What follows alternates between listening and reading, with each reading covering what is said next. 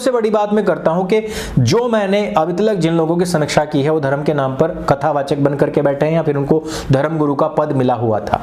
इन प्रशांत जी को जो है ना कथावाचक का कोई पदवी मिली हुई है और ना ही ये धर्म गुरु हैं।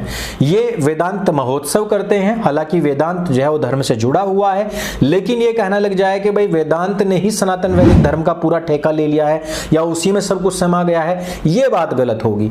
अब यदि ऐसे व्यक्ति जो लोगों को, युवाओं को प्रेरित करते हैं धर्म की ओर चलने के लिए या फिर उनको जीवन जीने की कला सिखाते हैं, जो उनको नशे आदि से दूर रहने की बात करते हैं, उपदेश देते हैं, जो उनको पाश्चात्य संस्कृति से प्रेरित ना होने का भाषण देते हैं या और भी बहुत सारी चीजें हैं, वो उसी प्रकार के कुकृत्यों में यदि फंसते हुए दिखेंगे तो देखिए बहिष्कार तो उनका होगा।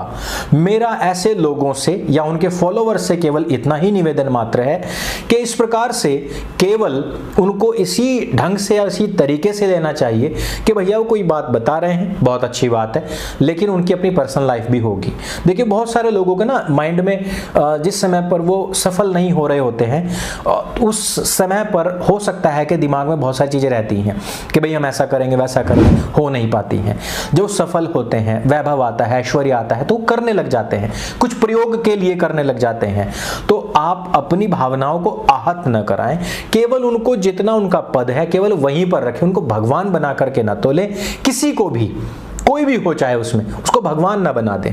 जब भगवान बन जाते हैं और कहीं पे भी आपको गलती दिखती है तो वहीं पर आपका मन जो है वो टूट जाता है, खट्टा हो जाता है, आहत हो जाता है।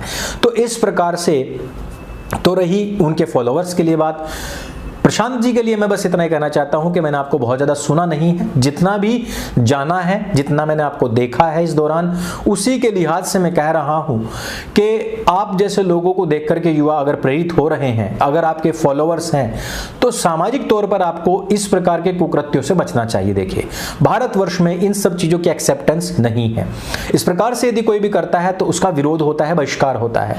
यदि आप अपने हाथ में गिलास लेकर के पाश्चात्य संगीत पर थिरक रहे हैं, यदि आप हुक्का ले रहे हैं, हो सकता है आप नशे ले रहे हो सकता है आप धूम्र चिकित्सा कर रहे हो, बहुत सारी धूम्र चिकित्साएं तो मुगल काल से चली ही आ रही हैं। हमारे अड़ोस पड़ोस में भी तंबाकू, नशे वाला तंबाकू लेकर के उसको चिकित्सा का नाम दे करके भी लोग करते हैं कि बीड़ी सिगरेट में भी चिकित्सा बताते हैं, इवन शराब में भी चिकित्सा बताई जाती है जो पीने वाले हैं।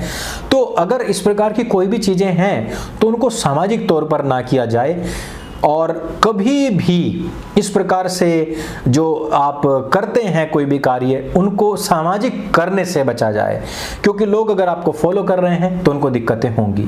लोगों से इतना ही कहना चाहता हूं कि चाहे वो महिलाओं को वेद का अनाधिकारी बताने वाले लोग हों, चाहे महिलाओं को हद से ज्यादा सुंदर होने पर उनको अपराधी बताने वाले लोग हों, चाहे पाश्चात्य संस्कृति का विरोध करके खुद ही ग्लास थिरकाने वाले, छलकाने वाले लोग हों, इनको भगवान न बनाए, चाहे उसमें अंकुरार्य हो और चाहे कोई भी शंकराचार्य हो।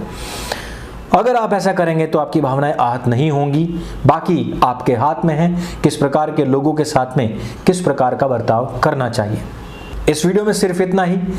अगर ये वीडियो आपको अच्छी लगी होगी तो आपने अंत तक देखी होगी, नहीं लगी होगी तो पहले ही बंद कर दी होगी। शेयर करने के लिए नहीं कहूंगा, मेरा भी जितना भी बहिष्कार हो सकता है कर दीजिए। मेरे संग बोले सत्य सनातन वैदिक धर्म की जय। जय हिंद, वंदे मातरम।